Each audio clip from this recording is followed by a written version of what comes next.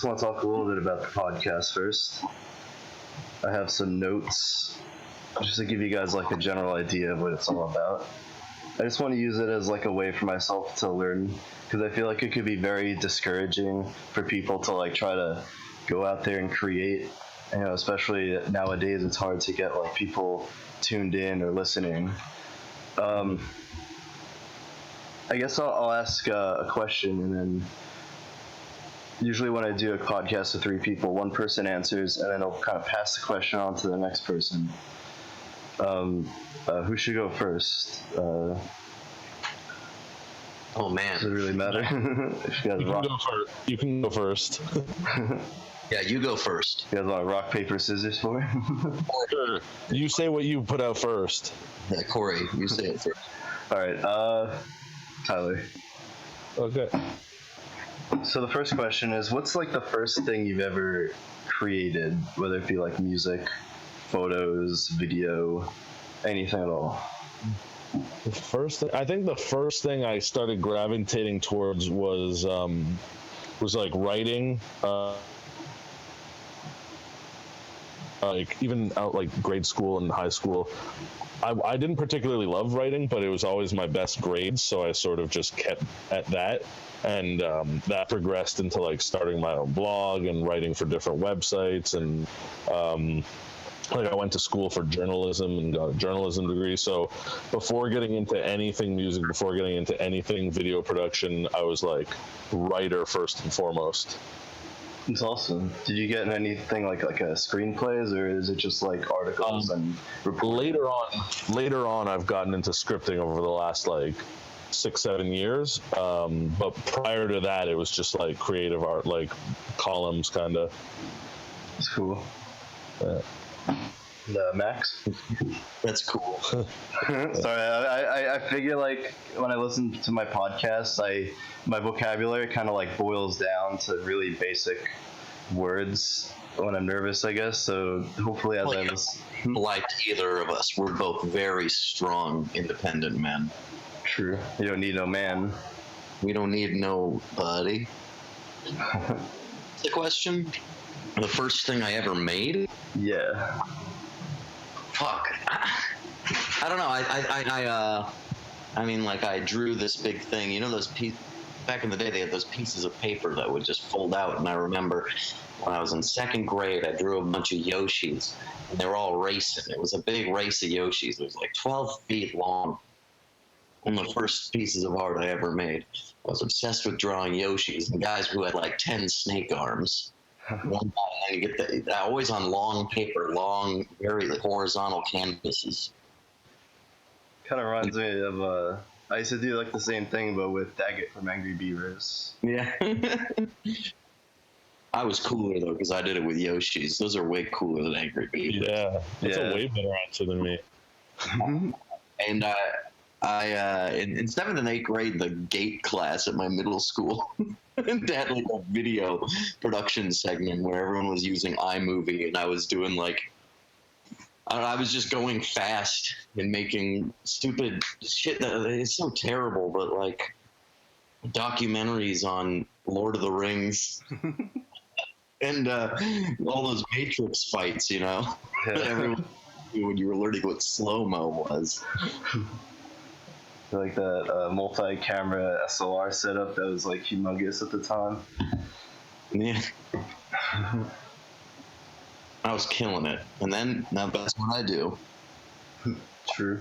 What did that grow into eventually? I guess I'll go with you, and then I'll go back to Tyler. Maybe I should flip it back and forth because like while it's still fresh, you know. Yeah. What did that grow into? Did you do anything like completely different? Well, I started stuttering all the time. I got into.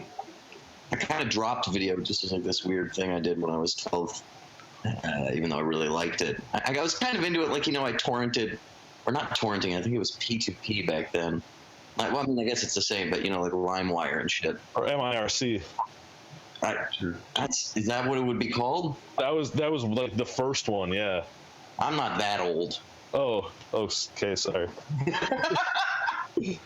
But I was like, I downloaded Final Cut Pro 6 or whatever to just do things in one time that I never really motivated myself to.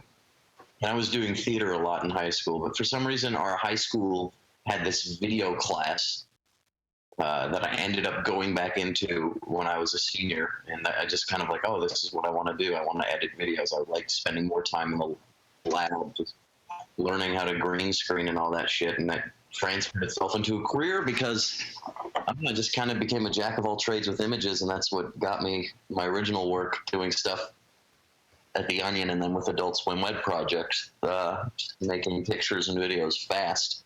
I guess, is that the question? Is that an answer? You had a background in animation as well, right? You got into that? I don't know if I don't technically have a background in it. I just do it now.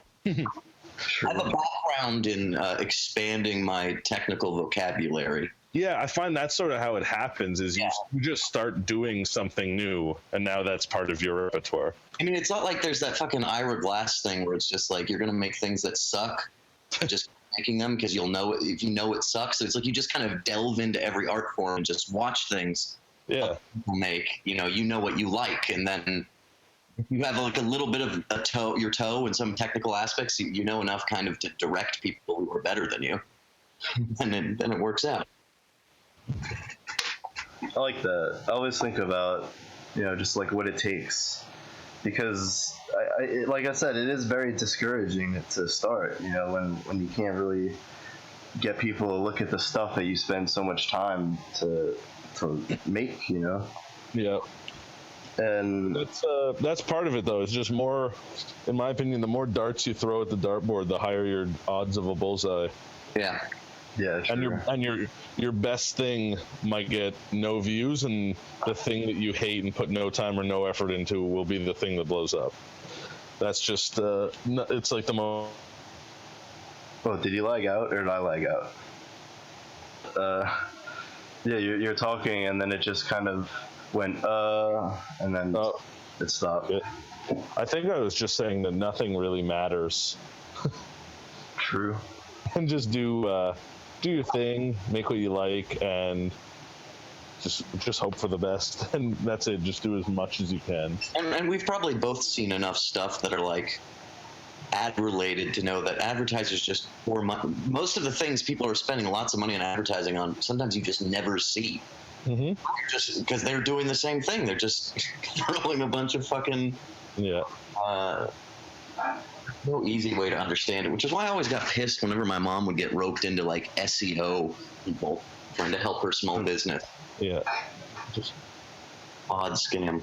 There's a lot of vultures out there. Mm-hmm. A lot of affiliate marketing types. And you're saying the ads, right? Yeah, I said something about ads. I was just sorry, I thought you were referring to like ad gigs and like. No, I guess maybe I don't even know. I don't remember anymore.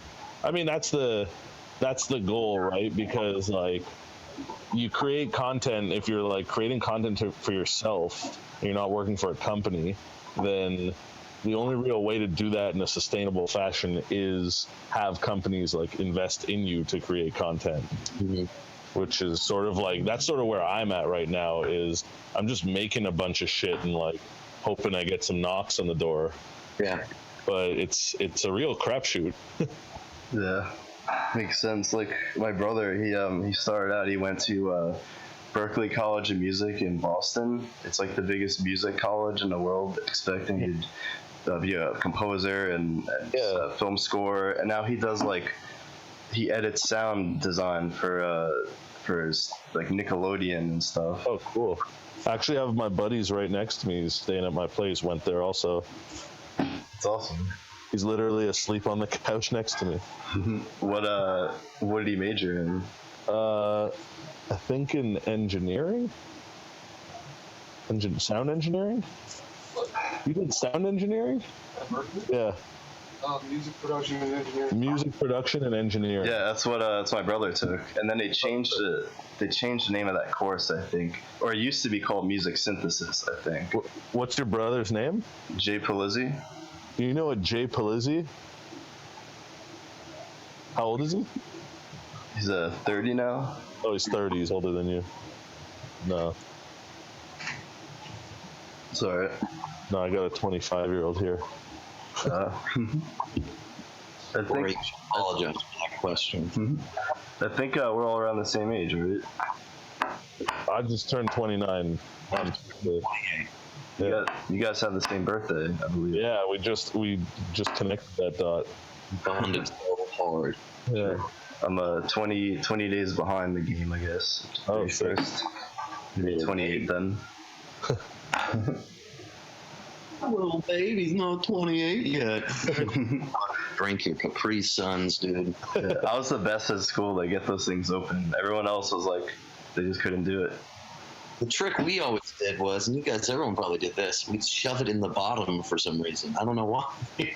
That's a I never did that. That's a technique I gotta try. Into the hole, we'd use the bottom. It sounds like a maniac maneuver. And we were wild. We also had our least favorite teacher. Every student used the knife once, like Murder on the Orient Express. Lay down there. It was the middle of social studies. He didn't even get through the Boston Tea Party. He was a series of gashes. That was fourth grade. Well, In a nutshell. true. One kid was allergic to nuts. Oh, that kid's always the worst. Yeah. Yeah. If you can't have chocolate or whatever. No, it's sort your esophagus out, right? Yeah, fucking sort your esophagus out. I like that. And he's have you on like a t-shirt and some kind of ad campaign. I like that. Sort your esophagus out. Maybe it'll be like the new bulletproof diet. Bulletproof diet? Is that when you eat guns or something? No, it's you ever heard of bulletproof coffee? No. Yeah. It's like the craziest, most intense coffee. No, it's like it's just like the coffee mixed with butter and MCT oil. Oh shit. And the butter and MCT oil is supposed to be like the healthy brain saturated fats, and it's supposed to somehow put like the caffeine on like a slow drip, as Joe Rogan called it on his podcast. And it kind of like gives you even energy throughout the day, as opposed to like a sudden burst. Nonsense to me. Yeah.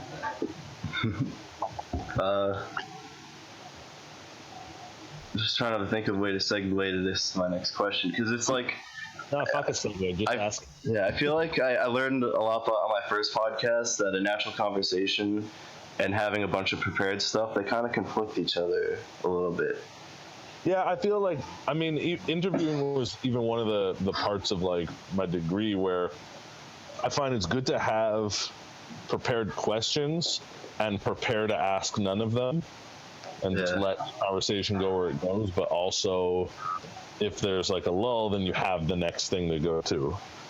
Yeah, exactly. I used to be the interviewer for Ask Men, so I used to like interview all the celebrities. I actually got in trouble with them once. If you guys want a good anecdote, I love it. I was interviewing Nick Offerman. Oh, wow. I don't know how the conversation got to. By the way, he's like the coolest guy. We were supposed to talk for 15 minutes. We talked for like 40. We were just the conversation got to pizza and like what types of like what's the perfect pizza. And at one point I said, "What does bad pizza have in common with a bad blowjob? Both aren't that bad." And like he laughed, and then after the interview, Askman was like, "You can't fucking make inappropriate jokes to celebrities." So fucking dumb. Yeah. Getting too He liked it though. So it's a win for me. I had a moment when I did a piece with, I don't even want to name these people because I don't think they're bad. Drop it. I had this idea that I threw out there. I was like, let's do prank phone calls on the floor of a hotel room. And then they were like, okay. They walked away. And then their like friend, publicist or manager comes by and says, yeah, they don't do prank phone calls. I was like, okay. Who was it? Standards. And I just got notes on an unnamed food product that we're partnering with. That's going to be obvious. And man, like nothing against them. It's just silly that I did something that there's like this game where people like pretend to eat it. They're composite live people in front of it. When they walk through a tube, they'll interact with this food. And one of their notes was, "Oh, you can't have them eating 10 pieces of it because we don't want to promote over consuming." Oh man, that was my life for 3 years. Like, yeah, because you guys were all about over consuming. exactly. You know how many cease and desist letters we got from Jack Daniels? Oh my god. Yeah, we deliberately switched to drinking Jameson because we were like, at this point, Jack Daniels owes us $1 million, and they haven't given us a dime. So I thought you guys were like partnered as at any no, point. they hated us actually. Was he actually able to get away with it by referring to it as Dagnalls? No, Is that why he did it? no, I actually was the first to say that, and it was just a dumb drunken mix-up, and that stuck. For some reason, I think people legit pronounce certain ways like that, because I've heard some people say onion is ungen. So Ungen. I thought that was a part of that for some reason. Say ungen and Dagnall. No, I had a buddy growing up who would like switch the first letter of 2 words around. That was like his thing, and he could like fully talk coherently like that. So like growing up, that was like our shtick. People like that online that just have their own specific way of typing. Yeah, so Dak Daniels was like an inside joke there. Became a thing though. Do you think that led every time he said that? That's like what was making. I don't know. Like if he's changing it up, like they can't really get mad. You know, you're not saying it. We're clearly drinking their product though and getting belligerent. So they weren't about that.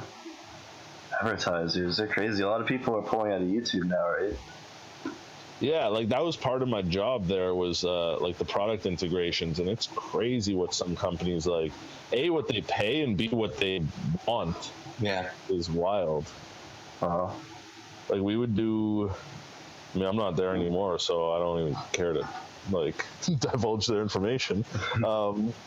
We would do like, I know like a video game would say like, hey, we're gonna do one sponsored video, 40 seconds of game footage in the like entire video, and a call to action at the end, and that would be like 300-400K. Wow. Not that I got to walk away with, but like to the company, like it was crazy. What it would pay. Better than just AdSense revenue, right? Yeah, and that on top of it. Yeah. Yeah, that's where the money's at, is making bad meals on YouTube.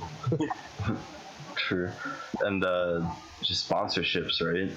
Yeah. Trying to get everyone in. Yeah. How did you? Sorry, go ahead. I'm actually in the midst of working on that now. I have this like really dumb idea I want to do where I'm gonna I live in Montreal, Canada, and I'm gonna legitimately run for mayor. And I'm right now trying to find sponsors. I want like, the dream would be like Hennessy or Remy Martin. I want like some really like hard alcohol to be my official campaign sponsor. That'd be great. Alcohol and cigarettes. Yeah, or like Four Loko would be great. Yeah, cigarettes. Brought to you by Marlboro cigarettes. Yeah, that would be amazing. Never work. And weed's gonna be legal, so maybe you can have a weed company get involved. Yeah. Yeah. I think you should get sponsored by like bricks. By bricks? Everyone uses bricks. What's point? They make like ovens and buildings out of them. Oh, like just the general concept of bricks. Rectangle. Yeah. What is it called? Cube? Corey, what shape is a brick? It's a rectangular prism. Yeah. Wow. Is a 3D term, right? Tetrahedron. I think so. It's the most educational part of this so far. We should just turn it into a math lesson. And then... Oh boy. I'll mute my mic. Actually, I wanted to ask you though, how do you guys get involved with like most of your collabs? Like, was that through like going through managers or stuff, or mostly from like personal contacts? No, it was. I mean, when I like, it's usually just connecting online, usually social media. like either getting a tweet from someone like let's do it, or reaching out to someone let's do it. And for the most part, people, like, if they knew what we were doing and what we were, like, they would be excited to come on and get wild and eat. True. I guess it's not like we were like doing crazy stunts and pranks and stuff where like it's like a shitty thing to go have to do. Yeah. Like, no one's getting like dunked in anything. We were just like getting drunk and eating nice dinners, so everyone was down to do it. Yeah, I like that. It's like, I guess if you can have like good food, it's like a good motivation for people. Yeah. Although I will say that pouring booze all over food ruins it. And we had to do it because like the fans loved it, and they go wild when you pour the liquor all over your food. But it just makes it taste like booze, which you don't want to eat. Yeah. I mean, for the most part, they were good meals. Like, the odd time it would be a bit cold by the time we eat it because we like a ton of prep and filming. But they were pretty tasty, unless you pour liquor all over it. Like, my buddy just walked in. He used to be Muscles Glasses, like the main eater on it. He just walked in, like nodding and agreeing, hearing me talk about it. Hey, Alex? Yeah. Oh, it's awesome. Yeah, we're roommates now. Oh, nice. Yeah. So he stopped eating meat, right? He's a vegan personal trainer. Oh, my first 3 guests are vegans. Oh, cool. Interestingly enough, and one of them happened to be the son of Billy Mays. Whoa. Whoa. And he makes cool ambient music now, but it's not purely ambient. It's just like some cool guitar beatbox kind of thing. So let me get this straight. Billy Mays' son is a vegan music producer? Yeah, I'm pretty sure he's vegan, but I could be wrong. He might be a vegetarian, but yeah, he's awesome. For today.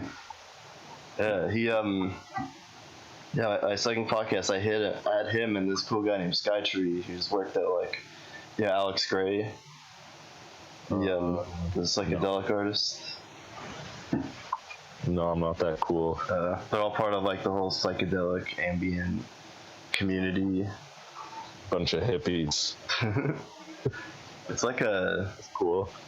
yeah. We're talking collabs, right?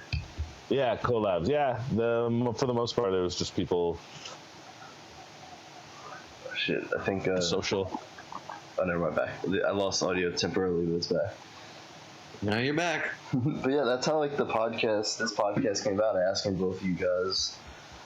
Let me get into the next question. I'll start with you, Max, because I don't think we've heard from you in a while. No, I've been hiding. You've been drinking this awful drink. True. Oh, I want to ask you. You said the thing I'm going to say right now. This is not a message condoned by Turner, my employer. Wild Citrus original alcoholic citrus soda is disgusting. You should drink it. Only drink it if you need to finish it, because there are kids starving in countries I can't pronounce, and they would love this, just to get a little jolt of energy. Those starving kids would love some Jack Dagnalls. Yeah. Jack and... What are you saying? What's the question? Oh, I was saying, you mentioned on FCL, Fish Center Live, that you were going to watch The Shining, right? Yeah, I told it to him, too. That's my plan tonight. Have you ever heard of The Chickening? The Chickening? No. Is that tell me all about it. That is a short film made entirely out of edited footage of The Shining. It is made by, Davey Force. I don't. He made the intro to Tim and Eric, and yeah, no, it looks TV Sheriff. It is just an unbelievable, awesome mix of visuals. At it now. It looks insane. That's pretty fun. Yeah, it's made by Kenny Hotz. Yeah, he had a cameo in that because it's made by Davey Force and Nick Denbor, who's my last guest, and he's actually friends with Kenny Hotz and Deadmau5, actually. I got some cool stories about that on the last podcast. Well, Kate Stewart in the comments says, "What a trip!" I don't think I've seen it. So that's cool. I just want to bring that up because you mentioned The Shining, and now every time I think of The Shining, I think of that. How's my audio, by the way? Because I got a shotgun mic, but it's kind of directional, and I noticed it moving my head about. No, sounds good. It sounds fine. It sounds like you're there.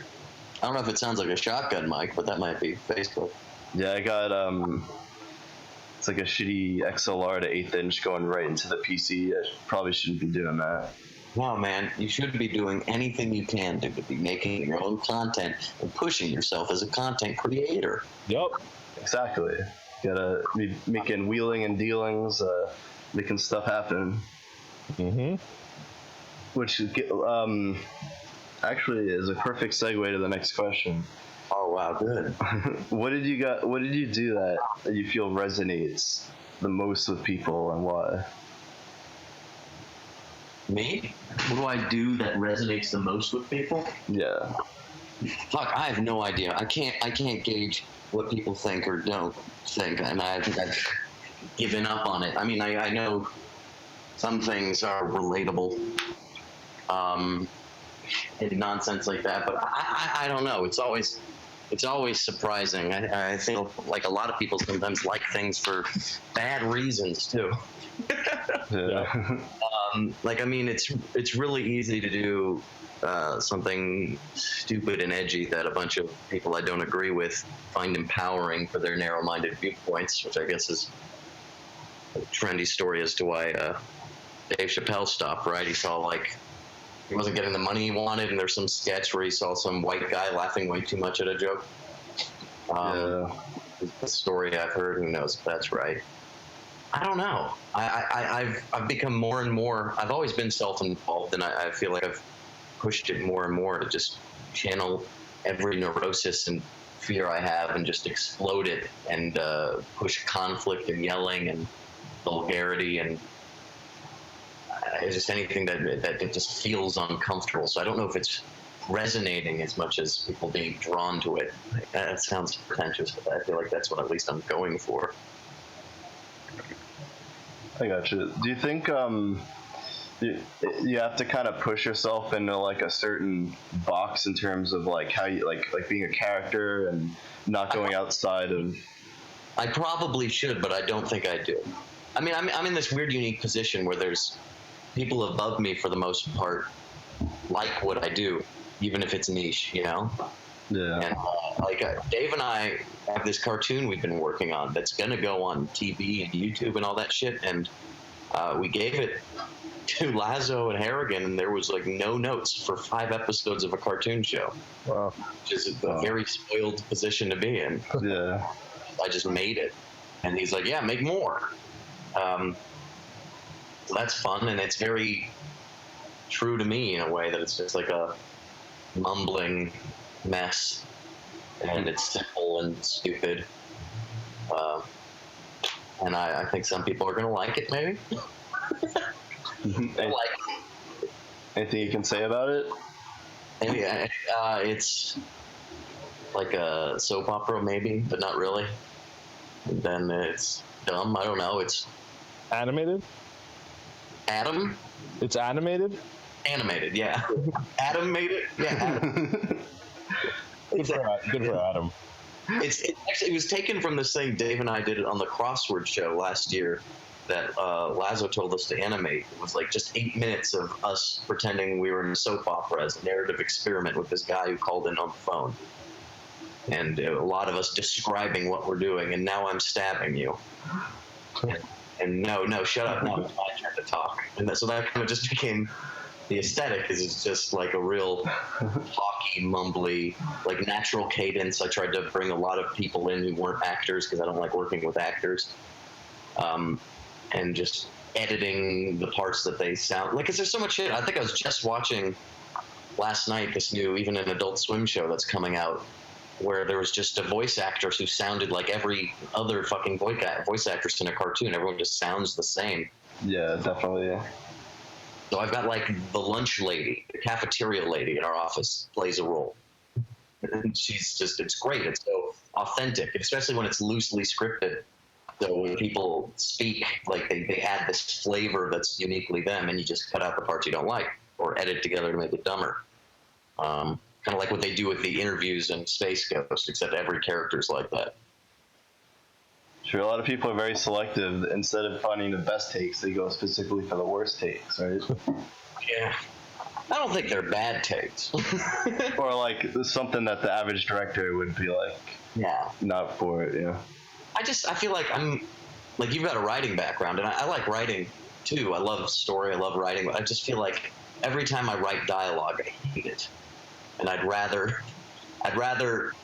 just, I'm so lazy that I'd rather have something viscerally make me laugh in the moment, and that's the thing I want. Instead of, I feel the same exact way about what you just said with writing. I feel writing is way different than any other. It's way more, forces people to like, you can't like beat around the bush. It's like words are words. It's not like making like an instrumental music or a photo or a video. You know what I mean? It's like very personal. Right. Yeah. I don't know. I feel like I jumped around to like 10 different things there. Who cares? It's alright. You know what we should do, guys? Let's all take a jiu-jitsu class together. Oh, I'd be down. Yeah. We could flip people who are taller than us just by jumping around their necks and things. Yeah. And a lot of comedians are into jiu-jitsu, right? Is that true? I heard, Joe Rogan is, but then he talks about, he outs all the others. Like, oh, Kevin James is into it, Joey Diaz is into it. A bunch of others he mentions on his show. All those tough guys. Yeah, Joan Rivers used to be big into jiu-jitsu. Joan Rivers killed a guy with her calves thanks to the power of jiu-jitsu. Yeah. And Nam. And in Nam. Yep. Yeah. Not during the war, she was just there. Post-war Nam. Yeah. Who said, hey. In 2002. Having banh mi sandwiches. She's eating banh mi's. Right. Is that how it's pronounced? What do you think it's pronounced? Bone Is it banh mi? Or banh mi? I will not even attempt. Yeah. Oh, man. I want to get into the next question. Yep. Dealing with negative feedback, what's like the best way to deal with that? Do you feel like it's people just trying to inject their own ego and try to steer the ship in a way? Or like when should all that affect the creative process moving forward? From audience members or from people you're working with? Yeah, exactly. That's what I was going to say. True. There's your peers, and then there's just the general public. Well, there's the people whose opinions matter because you work for them. Yeah. And, like, in my opinion, like, negative audience feedback is like you gotta learn to love it. I love getting shit talked. It's the funniest thing to me. And also you could like sort of take the general consensus and make some adjustments and improve yourself from it. Mm-hmm. But then again, like negative feedback from someone that you are working for is much worse. Yeah, exactly. Well, like when you're working, I don't know. Like it all depends, because I feel like at a certain level, when you're working with people, like it stops feeling like negative feedback. It starts feeling like, yeah, I should probably just change that. It's more collaborating. Yeah. Whereas but it's a little different. Like if I have an intern and I'm just like, oh, that's shitty design. That just reads shitty, and that's negative feedback. But they're also learning, so it's different. Yeah. Like, but I remember there was like a really eye-opening moment, like when we first started Epic Mealtime. It's like maybe like the 8th or 9th episode. Up until that point, all the videos had like maybe like 50,000 thumbs up and a couple dozen thumbs down. It was like 99% positive reactions. And then we put out one video where we were super, super douchey and we were like super drunk. We went downtown and we were assholes. And it got like 40,000 thumbs up, but also like 40,000 thumbs down. And I remember being a bit down about that, and a buddy of mine was like, man, we went from 50,000 reactions to 80,000 reactions. That's a positive. And it's true. A thumbs down is still someone watched it and did something and actually like did an action afterwards for it. So it's all valuable. Sure. I heard that. I forgot where I heard it, and I'd really like to know what the source is. But a good way to look at it is half your audience has to really like you, and the other half has to really hate you. I don't know. I guess so they argue about you, but I forgot where I heard that. But I remember it was from. Yeah, you want argument. You definitely want argument. Yeah. That split those two sides. But yeah, and if you're not, like, what's the saying? Like, life's like a video game. Like, if you're not encountering any bad guys along the way, you're not playing right. You're in the wrong level. Yeah, exactly. Exactly. Menu. What video games do you guys play, by the way? Is PC, console? I'm not a big gamer. I just play NBA on PlayStation. Oh, That's sure. it. I mean, I play all sorts, but I feel like this year I haven't played too much. Do you have a? You said you had an Xbox One. I have a PlayStation and I've got a computer. Do you have a? Or I think I asked you. I really wanted to do this podcast on a Oculus Rift. Yeah, I'm not buying that VR crack yet. It could be fun. You guys have some around the office, right? Do you have like a VR department? Well, we don't have a department, but there's things being made in it, or at least contracted out, you know? True. It's worth a shot. I don't know anyone that I have like a personal investment or reason to sell them out, but I know a couple of really good VR developers. You know, if you ever are looking for someone, I could link you a couple of people. I'll let you know. I know a guy's working on a VR thing for that Alex Gray guy I mentioned, who's like this big artist, and I know a guy who works for one of the biggest VR social chat rooms called VR Chat. I'm sure he'd be willing to do something. There's a lot of people. I feel like this whole VR movement is like back in the day when like video art was new, or like electronic art was new, or the internet was new. I was too young to appreciate like this new field of creativity, but VR is like it's like that all over again in a way. So I thought it would be really cool to maybe do a couple of VR interviews. The last one I did was in VR. That's cool. And a lot of people are saying I should do more VR, but it's hard because no one has VR. Yeah, no, that's the tough part. Yeah. I tried to call you guys in the Facebook thing, which is called Facebook Spaces on VR, and basically you can add people to like a regular call, but their video will show up on a like a little tablet, and it would be cool, like a round table discussion. But the software wasn't working. Oh. What's I'll get to the next question. What's like what states of mind do you guys feel most creative in? Also, if I happen to skip any one of you guys with the question, just let me know. I feel like you guys gave good answers for the last one. What states of mind do you guys feel most creative in? Like, what's the biggest personal motivation to sit down and make content? I mean, I'll go. I personally find I'm most, like, state of mind wise, I'm most creative late at night when like everyone else is asleep. Like my best hours are probably midnight to 3 is when I get the most done and the best done. Like so actually it's funny, I can't work in silence because I'm just crazy like that, and I can't put anything on that's like that requires too much attention, like a movie or TV shows or anything. So I actually I subscribe to the WWE network and I watch old wrestling and I leave it on in the background. It's like the perfect thing to just look up every few minutes and see some men fight. And that's like my ideal creative space is late at night with old wrestling on. That's cool. I remember you did the you talked about the wrestling history with Kane and Undertaker, right? So that's I've just put out 3 episodes the last 3 weeks where like the concept is I get drunk and have to explain wrestling. So far I got pretty good feedback on it. I really enjoyed it because I used to watch back then. I haven't watched wrestling in so long, but all that Undertaker stuff. When it was good. Like, remember that Ministry of Darkness stuff? Mm-hmm. I would love to hear you talk about that. Yeah, it's on the list. It's on the list to get to.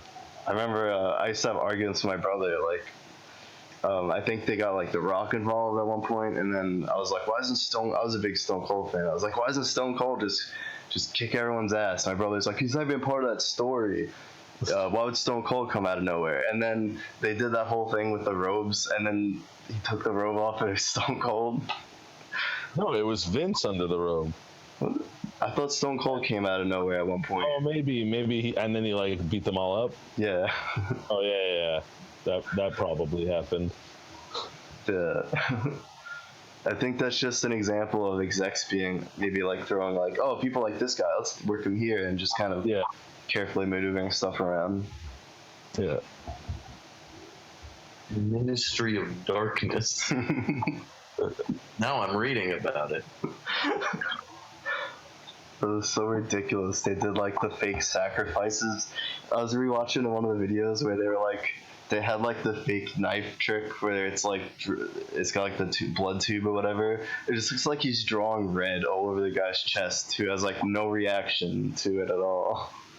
Oh, I remember there was one match where it was like a Hell in a Cell. It was Undertaker and Big Boss Man, and Undertaker won, and then like ties up Big Boss Man like by a noose, and then they raise the cage, and they sort of like raise Big Boss Man up and like hang him. That's really fucked up in hindsight.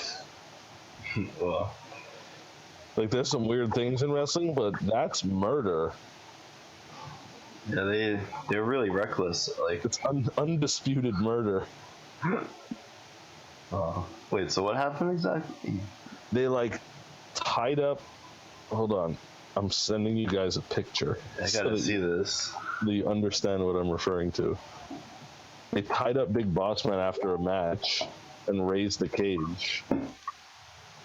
And like he's just dead, and then the next night on Raw he's like there and he's okay. They do that kind of shit all the time. Like didn't they? Wasn't someone in a coffin or a truck? No, the Stone Cold. He was in the truck or something, and he got thrown off a bridge by the Rock. Oh yeah, he gets thrown off the bridge. Yeah. When he comes back. Yeah. It's just like, yeah, next night we're fine. Yeah. It's a lot of fun though. I feel like my favorite thing about the WWF though is, you ever have those ice cream bars? Oh yeah, I remember that. That's old though. That's like very old. Those are the best though. The cookie and the ice cream and the chocolate. Yeah. Max, what's your creative process like? I don't know, man. I think I pushed myself into holes sometimes, like just Nice. myself in until something happens. I really can't say. If I like an idea, I'll do it. I don't. You know, it really depends. I sometimes think well when I walk. But I don't know. You just I'll get an idea eventually. do you get the late night inspirations? No, I like to sleep at night. I like to not think after the workday. True. I mean, maybe I'll have something come to my head, but most of the time I kind of disconnect. Yeah, I feel like primetime creativity for me is like 5 a.m. because that's like, I'm kind of an extreme night owl. By then, my mind has like no self like reflection or like the ability to like self doubt myself or like get too critical, I guess. And that's when I feel like it flows the most. I feel like people are more creative when they're tired because the brain doesn't doubt itself as much. Yeah, and there's also less distractions. Like, no one's texting, there's nothing on. Like, there's less to do that late, and it's just like, oh, may as well work now. Yeah, that's true.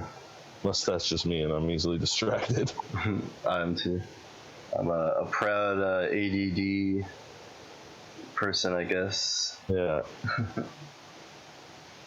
How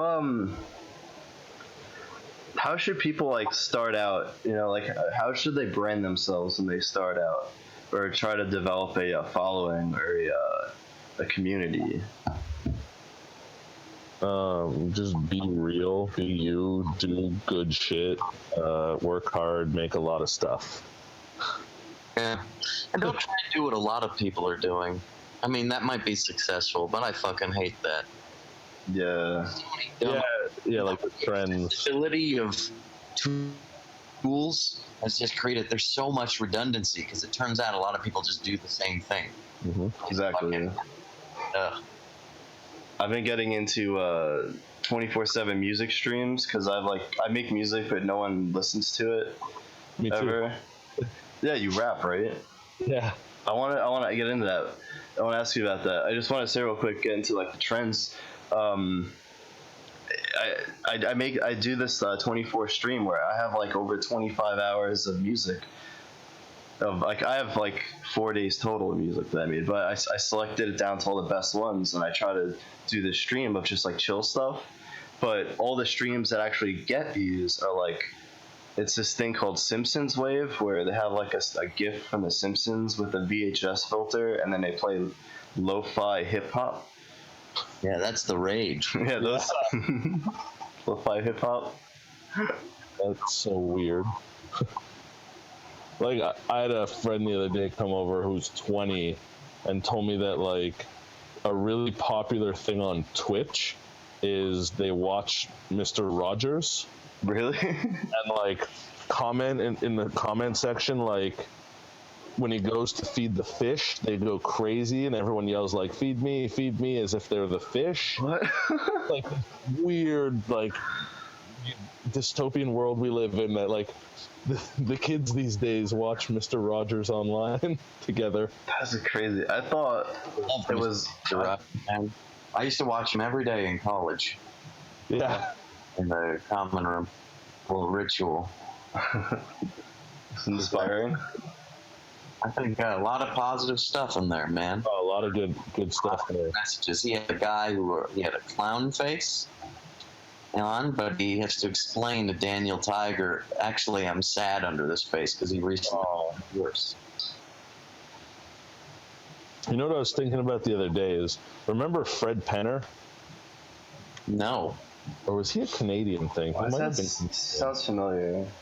He was like, he would like wander through the woods and then get to this like, he would like crawl through a log and then get to this location where the show would happen. He'd talk to the animals and stuff. He was basically like an older man with a guitar on a mushroom trip in the forest. Somebody showed this to me on YouTube a while ago. Yeah, it was Fred Penner. Right? Was that it? Yeah, Fred Penner. Oh, wait, I think I've seen this as a kid. Fred Penner's place. It sounds familiar. Yeah. It was a good show, except like in hindsight, that guy's insane. talking to the trees alone in the woods. I feel like there's a lot of shows or movies that would be like a lot more different now to us. Like, remember that the Ernest series? Yeah. This weird guy hanging out with some kids. Yeah. Weird times are so different, I guess. Or maybe now they'd still do it, but it'd probably be like some big name celebrity like Kanye or something. Yeah, it would be Zac Efron. Yeah. I don't know why I said Kanye. I actually, I wrote daily posts for Playboy for 2 years, like just over 2 years, and the amount of times that I subtly slipped in like awkwardly attracted to Zac Efron comments, and no one ever brought it up or mentioned it or noticed. But I would say over the 26 months, probably like 200 times, I would just throw a Zac Efron comment in an article. That was like my little Easter egg for myself that no one caught on to. I like that. I like that. I like that. I like that. Thanks. Oh, I like it so much. Cool. See, this is an example of my vocabulary getting limited when I'm got too much going on in my head. It's hard to do a show when you've never done a show before. Yeah. Just thinking about like what you're gonna say next, what's going on right now, and like the Talk like. to us more about it. You should get drunk.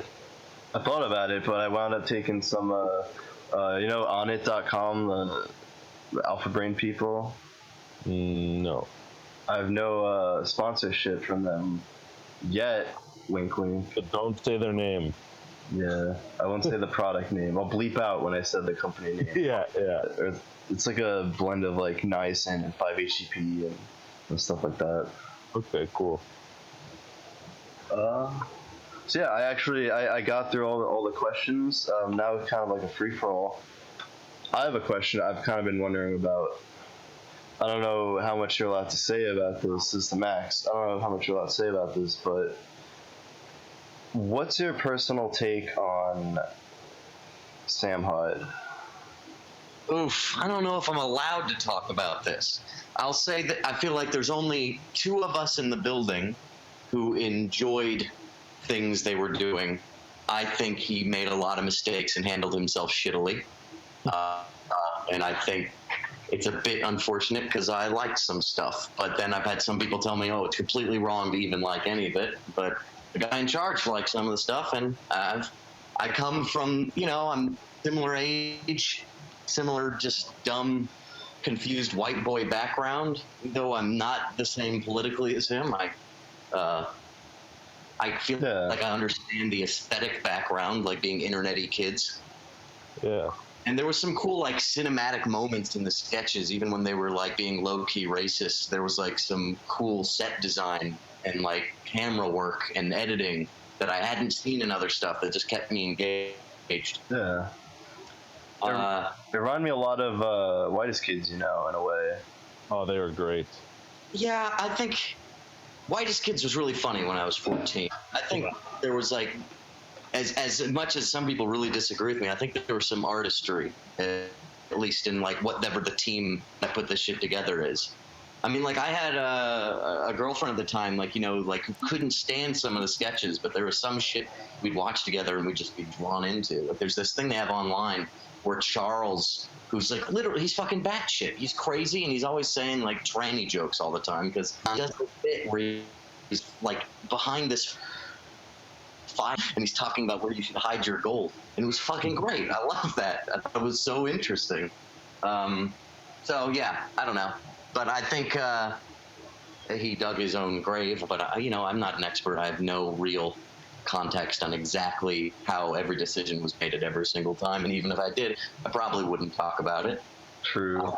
Well, for other people to learn from previous mistakes, you think he was a little reckless, just like with his social media, or? Oh yeah, absolutely with the social media. I mean, because there's this whole thing that he felt like he was completely. I don't know. He just comes from this different place, and I think he was just thriving on I think a certain idea of how he was supposed to act that he couldn't reconcile. And there was also a sense, like, whenever they'd come in the office, that was almost like, they were like, there was a little cockiness to them that everyone was kind of like, oh, like they were so like, but I mean, that's also where they come from, is this kind of pseudo machismo and competence for making up for some insecurities, like, so I get it, but it was just like also, I think, off-putting enough. And there's enough people already off-put by them that with other controversies happening at the same time, it was like, just get rid of it. Don't worry about it. I mean, they're lucky they got to make a fucking what they did, and it's out there. Good for them. Exactly. It's really hard to get a show on there, right? Because they need, I heard the biggest requirement is to have a showrunner experience, right? Yeah. Because I forgot on one of the podcasts, it was Stephen Brody Stevens.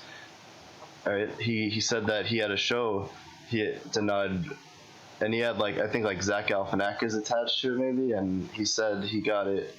They took a pass on it because he didn't have any showrunner experience. Yeah, I mean, it's hard to say. I don't know. I hope that was not too biased either way and incriminating. I was trying to be authentic and gray about it. And also, someone could suck and still make the odd decent thing. Yeah. No, absolutely. Yeah. Mel Gibson has some good movies, right? A very big influencing thing for me growing up, and it's in my delivery and it's in some of the absurdities that inspire me just in the ways of just talking without jokes is Bill Cosby, but it doesn't mean he's a good person. Really influential. I was uncomfortable, but this is coming from the perspective of being a white man, whatever that means. So I'm going to embrace that some people will have certain opinions on that. But I had a vague uncomfortableness with the idea of ever saying like, oh, this kind of person shouldn't have a show. But I don't know. Fuck it. Who fucking knows anymore? People are very afraid, in the media especially, around the time that show was out, after it out. Everyone was. Yeah, there's a lot of crazy stuff. And now, Tim Allen right now is blacklisted, right? Really? Doesn't he have a new show? I thought they took it down right after he started talking about. Oh yeah, he went all Yeah, he was talking about stupid safe spaces. But instead, though, he's the tool man. He's Buzz Lightyear in Hollywood. Like, it's just like gone. He went to jail for selling coke before he ever did that. But yeah. fucking. It's just. Now a reason to use that. Tim Allen being shitty is he was never great to begin with. So. Yeah, exactly. You see some of his stand-up, and it's just talking about men and women being cave people. I've actually never seen a stand-up. Oh God, don't or do. I mean, I make sure there's everything is terrible videos of it because it's that kind of 90s schlocky, corny nonsense. I want to see Tim Allen, the 70s Coke dealer, do stand-up. Gotta see that Tim Allen set. Can't miss it. I wouldn't miss Tim Allen for the world. Tim Allen opening for Sam Hyde. At the Comedy Store. Yeah, opening for Leno. Getting bumped. Here's something cool to check out. Ooh. There's a cool trailer. It's kind of in the line of people trying to get a show on a network or something. I guess this little story could be a little insight as to how it could go down. I don't know, maybe I could be wrong on this too. But my friend, he was directing a show called Tunnel Riders. They had written a whole season worth of treatments. They wrote 4 or 5 full scripts written by professional screenwriters. They had a 3-minute demo video, all done in 3D, animated and voice acted by some of the big anime people, like the guy who voiced, I don't know if I should say it, because he used the different name he slated with to, you know what I mean? Mm-hmm. But yeah, he was in Pokemon and Ninja Turtles and Yu-Gi-Oh! And stuff. And a bunch of networks were interested in it. Nickelodeon was interested in it. Cartoon Network was interested in it. But their reasoning was that they weren't interested in action content at the time. It was all comedy, just 2011, I believe. And Nickelodeon didn't want it because they didn't have any full episodes made. And this was a 2 or 3 year long process. They were going to. You ever hear of MIPCOM? No. It's a big broadcaster or entertainment convention in France. But they made it seem like that was a big deal. It's yeah, we're going to MIPCOM. They had this guy who was the executive producer of the Daytime Emmys, was the producer of this project. And it just became a long train of this network's interested. What about Redbox? They're interested. What about these people? And then it just fell flat on its face.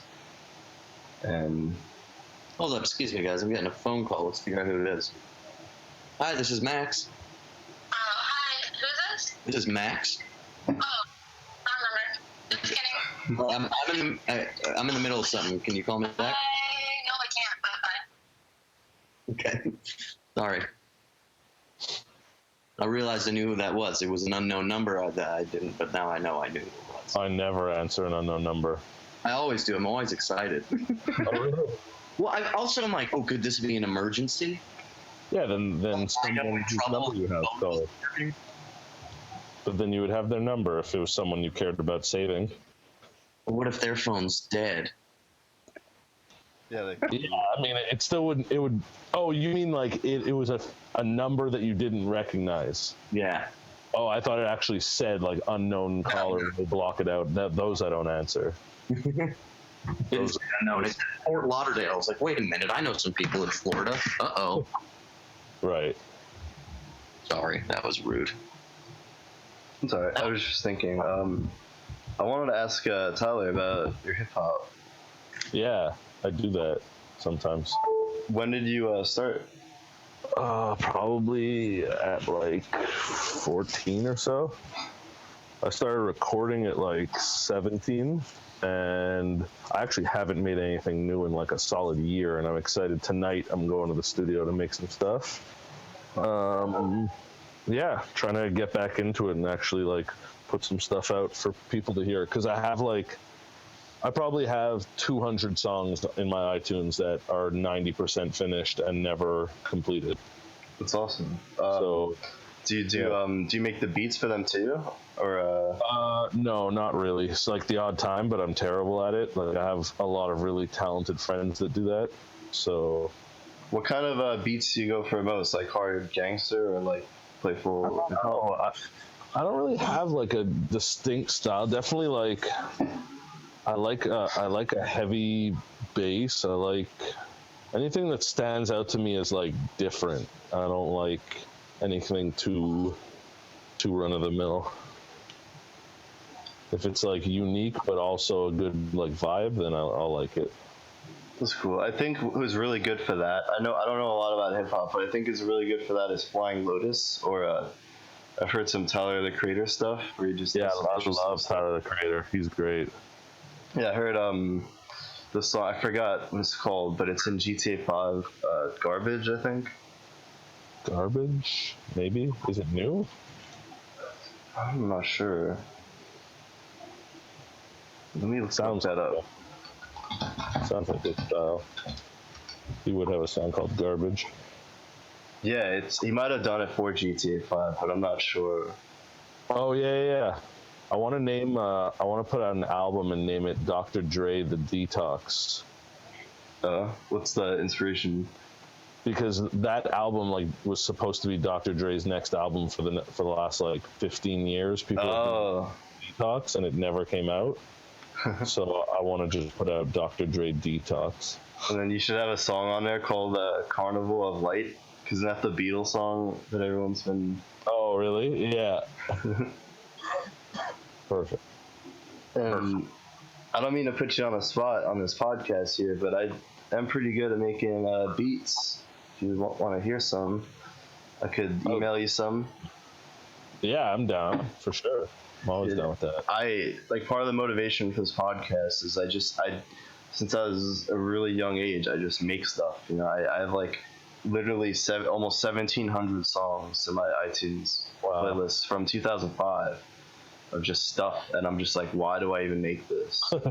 Some of it's like really good, some of it's like whacked out and weird. Well, that's the hard part. Like in general, the hard part of being a creative is that it's so fun to make, and then the hard part is like doing something with it. I find, at least, like getting it out there, turning it into a project or in the right hands or promoted properly, whatever it may be. Making is the easy part. It's what you do with it after that's actually like 90% the important part, and that is harder to be good at. Almost like an agent or something.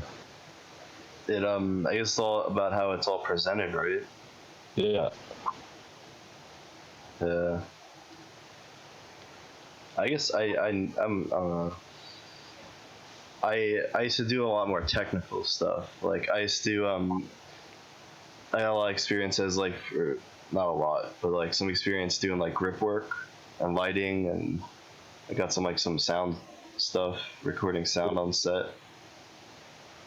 And it's always interesting. I always thought Epic Mealtime would be like the best job for me in a way, because I went to culinary school, and sick. I just thanks man, I just gave up though on finding a job, because it's just so competitive. It's hard to find I don't know. It was just hard to find an entry level cooking position, even though I had culinary school background. But they wanted someone with experience, so I guess experience is better than the culinary school part. But film is kind of like that too, right? Yeah. Like, did you guys have like a lot of PAs and whatnot on set? No, not at all. Like, we literally, it started by mistake. We were just like, no one knew how to cook. No one knew. We didn't even really know how to film or edit. Like, when I started Epic Mealtime, I didn't know how to work a camera or Premiere Pro or even like Photoshop, and it was all just picked up along the way and a lot of YouTube tutorials. And we didn't have like a crew or anything. It was just like whoever, like if there's garbage to take out, someone takes it out. If there's lighting to set up, someone YouTube had to do it properly and do it. And that was basically it. And then like over the years, we just got better at that stuff. That's how I learned filmmaking. There's this series called The Substream. These guys out of Toronto, they don't do it anymore, but they had like all these really good, high quality film tutorials where they would. You ever hear of Good Eats with Alton Brown? Yeah. It was like, to me, it was like the film version of Good Eats. Cool. Because they would show like, all right, now we're gonna open up this, and then like a bunch of ping pong balls show out, and they're like, these are the photons, and like, it was really cool. And they stopped doing it. I don't know why. Damn, that shit's the best. Like, you don't gotta go get a degree in it. You could just spend an afternoon on YouTube. Yeah. Max, so with this, I have a question for you. Okay. What can you say about Blood Feast? On the end of the Fish Center episode today, they were telling me to talk about it. Oh, fuck. Yeah. Dave was worried I wasn't going to talk about it. I don't know. It's a show that's on the internet and some people watch, and then sometimes it's on TV and more people see it then. Where we do the crossword and I yell a lot. And it's always weird and different every day. I don't know. I actually have nothing to say about it unless you have a question. I have a question. What's your technical setup? What kind of hardware you're running? Because I don't think we got in a lot of technical stuff, but I love to hear about gear and software and Cameras, and there's a mixing board that I press buttons on. Dave and I basically do a lot of it ourselves. Like, people can run cameras and set up shit, and that's always very helpful. Great, and adds a new player. But I edit it and answer the phones and talk a lot and make graphics, and Dave does sound and fills in a crossword puzzle. I can't say exactly what the board is. Black Magic, probably. I don't know. I don't care. I just do it. you got a lot of good stuff. I've been using Blackmagic, DaVinci Resolve, the editing software lately. Yeah. Yeah, I actually enjoy it a lot, and it's also free. So when I'm trying to torrent Premiere, I don't have to work so hard. It's my favorite thing. I mean, my current, other than the cartoon thing, it's I don't know. It's something I've put myself completely into, and let go and fun because I'm It's cool. committed for it. I guess they like it. I don't know if it's hugely popular, but it's still fun to do. Yeah, especially a lot of people like to call in and stuff, so that adds a whole new element to it. Yeah. Well, I mean, the other night we followed up a Rick and Morty broadcast, and I lost like half of the audience because they were done after Rick and Morty, but I kept like 15,000 people live throughout the hour. That's cool. Kind of fun. I was listening to, I think it was Gallagher on Howard Stern, and he's talking about how important the lead-ins actually are. Oh, yeah. I think that's what I was listening to. But sorry, I was gonna ask a question, and then it just like got deleted from my brain. Yeah, that'll happen. It's about Blood Feast, though. What do you guys do to get like all those cool effects and whatnot? I mean, it's just fucking around with the board and pointing the camera at different things. Especially that at least with the stuff that's live, you know? Sure. Things and doing analog and digital feedback. I really appreciate that. What really kept me watching Fish Center, I really like that you just start like photoshopping stuff over the screen. Yeah. Yeah, it was really cool because I don't know, it was different, you know. I was messing around in Photoshop, so it was cool to just kind of see that happen live. Should I do it more? Yeah, I love the Photoshop stuff. I love when you do with the puppet tool. Love that puppet tool. Yeah. That was a good bit. A little bit. Yeah. Puppet bit. Yeah, I think I'm really happy with what we talked about today. Did I miss anything? Like when we were jumping around with the topics and everything? Not that I could think of. Did you get everything you wanted? Lisa, the last thing on my notes, it says, what are some closing words of encouragement for creative professionals, new and old? Best advice is never take advice. Yeah, I feel like if I were to ever give someone advice, I feel like it would just be presenting them with information and being like, think about it and do what you want. But like, I feel like advice usually boils down to people trying to inject their egos at telling you what they did that works for them. That doesn't always work for other people. But like, is there any like standards of like, don't do this, don't do that, or it will really fuck up your reputation? Or do whatever you want without making anyone's day worse. Is my general rule to life, and it applies to creating as well. Like, don't be an asshole. Don't be shitty, and don't make anyone's day worse, and do whatever you want. That's my advice. Yeah, there you go. very inspirational. Yeah. And you, Max? I don't know, have fun with it at least. So if at least you're having fun, maybe someone will like it. Yeah. I don't know, it's all corny. It's shit. 1,000 fucking times. Sure. But you guys get like understand like the point of this whole thing, right? So like a lot of people they want to create and then they get a lot of just people don't understand it, you know? A lot of people, oh, you making YouTube videos? What's that? Or what? The tools out there. Yeah. Keep doing it. You know, if you're worth a damn, maybe something will happen. Yeah. It might be because you're not cool. Because only cool people make it. That's true. What if I try those cigarettes? Yeah. Vote for me. Great for you. They make you smile. And I will vote for you. What was I want to bring up? I really liked you're pretending to run, but you weren't running for anything with the banners. Yes, I did that last year, and it like went really well, and there was like a ton of coverage on it. So this year to like follow up, I'm gonna actually run, and I'm gonna vlog the whole process. That's gonna be badass. I hope. I remember I saw that. I was like, this guy knows how to brand himself. That's really smart.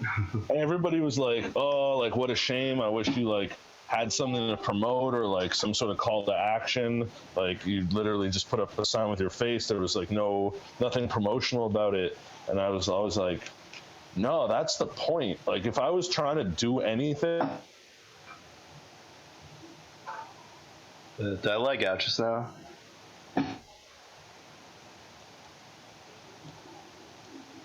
Oh. Hello? Hey. Yeah, I think Max had to go.